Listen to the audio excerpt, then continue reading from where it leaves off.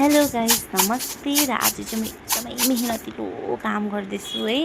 तपाईँले पनि त हेर्नुहोस् होला कस्तो मेहनतिलो काम गर्दैछ भनेर चाहिँ। त्यसको लागि चाहिँ फर्स्टमा मैले चामल मजाले केलाएँ र 4 पानी जस्तो चाहिँ मैले मजाले धुएँ है। यसको मैला चाहिँ मैले मजाले निकालेँ र 6 घन्टा जस्तो नै मैले फेरि भिजाएर राखेँ है। फेरि सुकाएर चाहिँ यसलाई मैले मिक्सीमा ग्राइन्ड गरेँ। केको लागि भन्दा सेलरोटीको लागि। र हेर्नुहोस् त तपाईँ, मैले मजाले चामल पनि एकछिन सुकाएर चाहिँ मैले मिक्सीमा ग्राइन्ड गरेँ मजाले है। र चामलको चाहिँ पिठो बनाएँ र त्यसको पाउडर पनि बनाएन, ठिक्कैको हल्का गिर्का गिर्का खालके नै मैले बनाएँ है। तपाईँहरूले देख्नुहुँदैछ यतिको चाहिँ बनाएँ। र यो चाहिँ मैले मजाले बनाएर चाहिँ राखेँ डब्बामा। र अलिकति राख्छु भनेर सोचेको थिएँ, फेरि होइन चिसो चिसो छ भनेर बिग्रिन्छ भनेर डल्लै नै मैले युज गरेँ।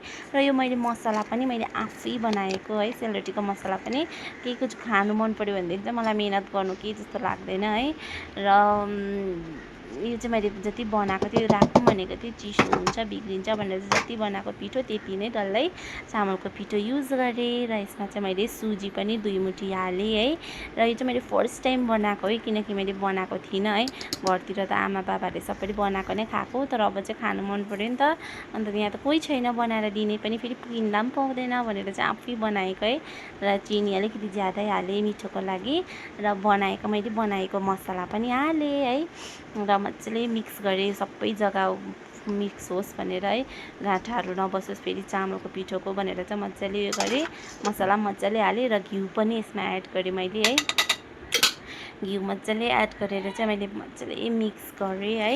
र यसमा चाहिँ पानी अलिअलि हाल्दै चाहिँ मैले थिक ब्याटर बनाएर चाहिँ राख्नुको लागि चाहिँ है। तर अलिकति ज्यादा पानी हालेछु र यसमा बिचमा पनि अलिकति ज्यादै मिहिनेत गरेँ। फेरि काँचै चामललाई चाहिँ धोएर चाहिँ मैले फेरि ग्राइन्ड गर्नु परेर चाहिँ अलिकति थिक बनाउनुको लागि। थिन भएछ नि त, अब फर्स्ट टाइम बनाएको है, त्यसले गर्दाखेरि चाहिँ।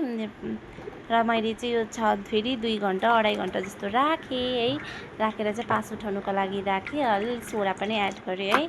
र यतिको मजाले भएछ है। अब चाहिँ यतिको भयो अब चाहिँ है।